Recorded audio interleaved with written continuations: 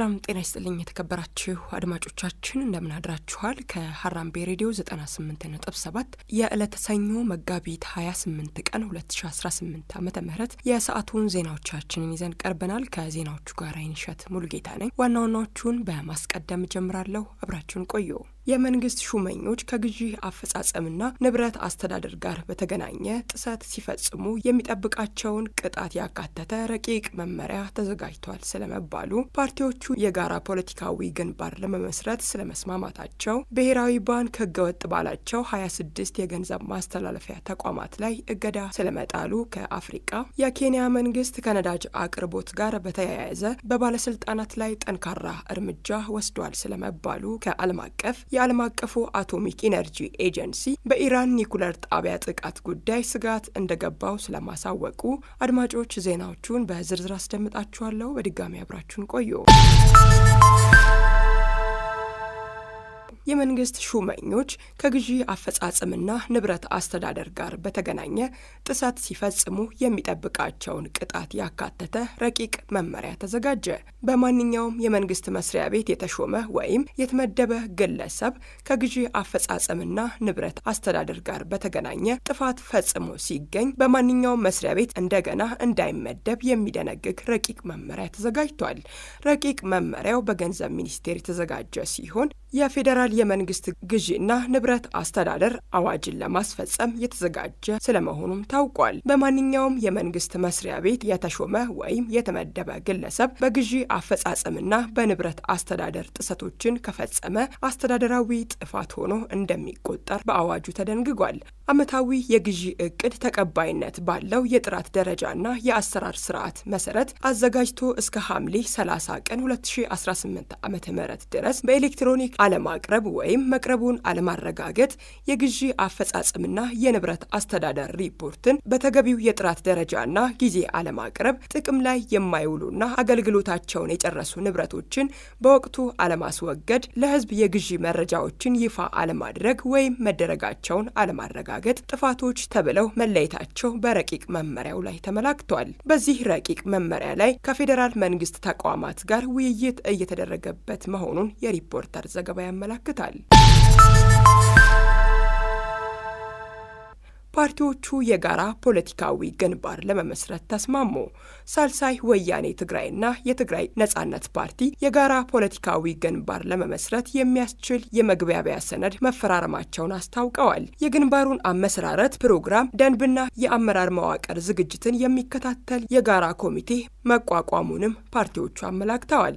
ፓርቲዎቹ አክለውም ግንባሩ በኢትዮጵያ ብሔራዊ ምርጫ ቦርድ የተቀመጡ መስፈርቶች ተሟልተው በይፋ እስኪመሰረት ድረስ ሁለቱም ድርጅቶች በጋራ በተቀረጹ ተግባራት ላይ የፖለቲካ እንቅስቃሴያቸውን በቅንጅት እንደሚቀጥሉም አስታውቀዋል። የታቀደው ግንባር ለብሔርተኛ ኃይሎች የተባበረ መድረክ ለመፍጠርና የጋራ ፖለቲካዊ ተሳትፎን ለማጠናከር የታለመ መሆኑም ተጠቁሟል።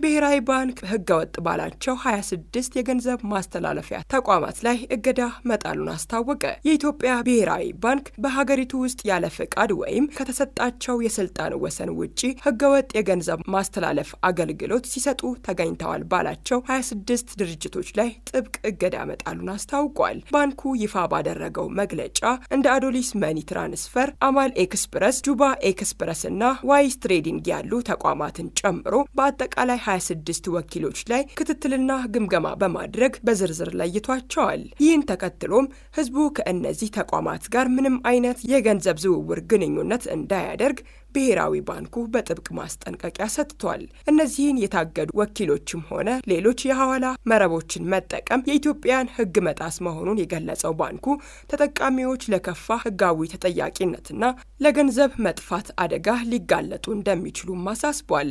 ድርጅቶቹ በህግ የማይመሩ በመሆናቸው ለሚደርስ የገንዘብ ብክነት ምንም አይነት ዋስትና እንደማይኖርም ተመላክቷል። ባለስልጣኑ ጥራትና ደህንነታቸው ያልተረጋገጡ ከ60 በላይ የምግብ ምርቶች ላይ የጥንቃቄ ማስጠንቀቂያ አስተላለፈ። የኢትዮጵያ ምግብና መድኃኒት ቁጥጥር ባለስልጣን በአዲስ አበባና በዙሪያዋ በሚገኙ የንግድ ማዕከላት ላይ ባደረገው ጥብቅ የድህረ ገበያ ዳሰሳ አስገዳጅ የጥራት መስፈርቶችን ያላሟሉና ለጤና ጠንቅ ሊሆኑ የሚችሉ ከ60 በላይ የምግብ ምርቶችን በመለየት ህብረተሰቡ እንዳይጠቀማቸው አሳስቧል። ባለስልጣኑ ባደረገው ፍተሻ 32 የገበታ ጨው፣ 19 የምግብ ዘይት፣ 6 የለውዝ ቂቤና 5 የማር ምርቶች እንዲሁም የተለያዩ የከረሜላና የህፃናት ምግቦች ለጤና ጎጂ ሆነው እንዳገኛቸው አስታውቋል። በዚህም ህብረተሰቡ ተገቢውን የጥራት ምልክት፣ የአምራች ሙሉ አድራሻና የምርት መለያ ሳይኖራቸው ለገበያ ቀርበው በመገኘታቸው ሸማቾች ማንኛውንም ምርት ሲገዙ ገላጭ ጽሑፎችን፣ ክብደትንና የአገልግሎት ማብቂያ ቀናትን በጥንቃቄ እንዲያረጋግጡና ደረጃቸውን ያልጠበቁ ምርቶችን ከመጠቀም እንዲቆጠቡም በጥብቅ አሳስቧል። የኬንያ መንግስት ከነዳጅ አቅርቦት ጋር በተያያዘ በባለስልጣናት ላይ ጠንካራ እርምጃ ወሰደ። በኬንያ የነዳጅ ምርት አቅርቦት ሰንሰለት ላይ በተካሄደው ጥብቅ ምርመራ የሀገሪቱ የነዳጅ ዘርፍ ከፍተኛ መሪዎች ከስልጣናቸው እንዲለቁና በቁጥጥር ስር እንዲውሉ ተደርጓል። የፕሬዝዳንቱ የስራ ኃላፊ ፌሊክስ ኮስጌ በፈረሙት ይፋዊ መግለጫ መሰረት እርምጃው የተወሰደው በዘርፉ ላይ በታየ አስነዋሪ የሐሰት መረጃ ማሰራጨትና የኢኮኖሚ አሻጥር ምክንያት ነው ተብሏል። በዚህም የነዳጅ ዘርፉ ዋና ጸሐፊ መሐመድ ሊባን፣ የኬንያ ፓይፕላይን ኩባንያ ዋና ስራ አስኪያጅ ጆሳንግና የኢነርጂና ነዳጅ ቁጥጥር ባለስልጣን ዋና ዳይሬክተር የሆኑት ዳንኤል ኪፕቶ ባርጎሪያ በአስቸኳይ ከኃላፊነታቸው እንዲነሱ ተደርገዋል። እንደ መግለጫው ከሆነ እነዚህ ባለስልጣናት በሀገር ውስጥ ያለውን የነዳጅ ክምችት በተመለከተ መረጃዎችን በማጭበርበር በህዝቡ ዘንድ የነዳጅ እጥረት ሊከሰት ነው የሚል የሐሰት ስጋት እንዲፈጠር አድርገዋልም ተብሏል። ይህ ድርጊት በታክስ ከፋዩ ህዝብ ላይ ከ500 ሚሊዮን ሽልንግ በላይ ኪሳራ ማድረሱም ታውቋል።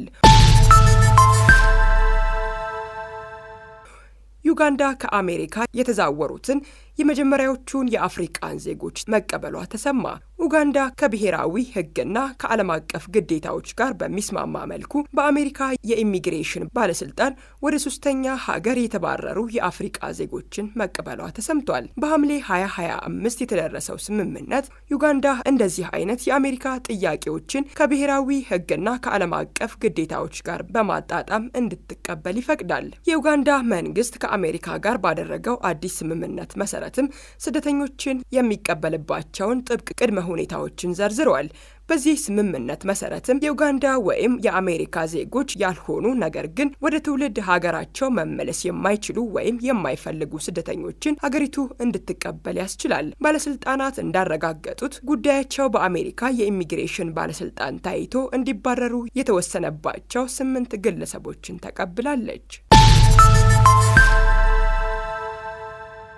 የጋና መንግስት ሁሉንም አፍሪካውያንን ያለ ቪዛ ለማስተናገድ ውሳኔ ያሳለፈ። የጋና መንግስት ለአህጉራዊ አንድነትና ለኢኮኖሚያዊ ትስስር ያለውን ቁርጠኝነት ለማሳየት ለማንኛውም የአፍሪካ ፓስፖርት ለያዘ መንገደኛ ያለ ቪዛ ወደ ሀገሪቱ እንዲገባ መፍቀዱን በይፋ አስታውቋል። በአውሮፓውያኑ አቆጣጠር ግንቦት 25 ቀን 2026 ከሚከበረው የአፍሪካ ቀን ጋር ተያይዞ ተግባራዊ የሚደረገው ይህ አዲስ መመሪያ ጋናን ከቤኒን፣ ጋምቢያ፣ ሩዋንዳ እና ሲሼልስ በመቀጠል ለአፍሪካውያን በሙሉ የድንበር በሯን በነጻ የከፈተች 5ኛዋ የአፍሪካ ሀገር ያደርጋታል። የጋና የውጭ ጉዳይ ሚኒስትር ሳሙኤል ኡኩዴቶ አብላኳ እንደገለጹት ፖሊሲው ጋና የፓን አፍሪካዊነት ንቅናቄ መገኛ መሆኗን ዳግም የሚያረጋግጥ ነው ብለዋል። ሚኒስትሩ አክለውም ውሳኔው በሀገራት መካከል ያለውን የሰዎች ዝውውር ከማቀላጠፉም በላይ የቱሪዝም ዘርፉንና የአፍሪካ አህጉራዊ ነጻ የንግድ ቀጠናን ግቦችን ለማሳካት ትልቅ ሚና እንደሚጫወት ገልጸዋል። የቪዛ መስፈርቱ መነሳቱን ተከትሎ ሊከሰቱ የሚችሉ የደህንነት ስጋቶችን ለመቆጣጠር መንግስት በሚቀጥለው ወር አዲስ የኤሌክትሮኒክ ቪዛ ስርዓትን እንደሚዘረጋም አስታውቋል። ይህ አሰራር የድንበር ቁጥጥርን ይበልጥ ዘመናዊና ቀልጣፋ በማድረግ ተጓዦች ያለምንም እንግልት ወደ ሀገሪቱ እንዲገቡ ያስችላልም ተብሏል። ዓለም አቀፉ የአቶሚክ ኢነርጂ ኤጀንሲ በኢራን የኒኩለር ጣቢያ ጥቃት ጉዳይ ስጋት እንደገባው አስታወቀ።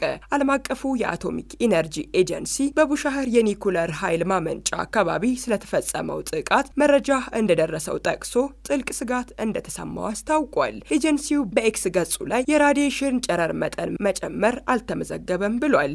አክሎም በኒኩለር የኃይል ማመንጫ ላይና አካባቢዎቹ ጥቃት መፈጸም የለበትም ያለ ሲሆን የኒኩለር አደጋ እንዳይፈጠር ከፍተኛ ወታደራዊ ጥንቃቄ እንዲደረግም ጥሪ አቅርቧል። ከዚህ ጋር በተያያዘ ቀደም ሲል የኢራን የውጭ ጉዳይ ሚኒስትር አባስ አራክቺ በቡሽህር የኒኩለር ጣቢያ አቅራቢያ በተደጋጋሚ ጥቃት የተፈጸመ መሆኑን አመላክተው የማስጠንቀቂያ መልእክት አስተላልፈዋል። ራዲዮ አክቲቭ ጨረሩ ሾልኮ ቢወጣ በቴሄራን ሳይሆን በባህረ ሰላጤው ሀገራት ዋና ከተሞች ሕይወትን ይቀጥፋል ሲሉም ሚኒስትሩ አክለዋል። አሜሪካም ሆነች እስራኤል በኒኩለር ጣቢያው አቅራቢያ ጥቃት ስለመፈጸማቸው እስካሁን ድረስ ያሉት ነገር የለም። የመንግስት ሹመኞች ከግዢ አፈጻጸምና ንብረት አስተዳደር ጋር በተገናኘ ጥሰት ሲፈጽሙ የሚጠብቃቸውን ቅጣት ያካተተ ረቂቅ መመሪያ ተዘጋጅቷል ስለመባሉ፣ ፓርቲዎቹ የጋራ ፖለቲካዊ ግንባር ለመመስረት ስለመስማማታቸው፣ ብሔራዊ ባንክ ህገወጥ ባላቸው 26 የገንዘብ ማስተላለፊያ ተቋማት ላይ እገዳ ስለመጣሉ፣ ከሀገር ቤት የኬንያ መንግስት ከነዳጅ አቅርቦት ጋር በተያያዘ በባለስልጣናት ላይ ጠንካራ እርምጃ ወስዷል ስለመባሉ፣ ከአፍሪቃ የዓለም አቀፉ አቶሚክ ኢነርጂ ኤጀንሲ በኢራን ኒኩለር ጣቢያ ጥቃት ጉዳይ ስጋት እንደገባው ስለማሳወቁ፣ ከዓለም አቀፍ ለሰዓቱ ያጠናቀርናቸው ዜናዎቻችን እስካሁኖቹ ነበሩ። ዜናዎቹን አይንሸት ሙሉጌታ አስደመጥኳችሁ። ቀሪ የጣቢያችን ዝግጅቶች መደመጣቸውን ይቀጥላሉ። በያላችሁበት ሰናይ ቀን ይሁንላችሁ።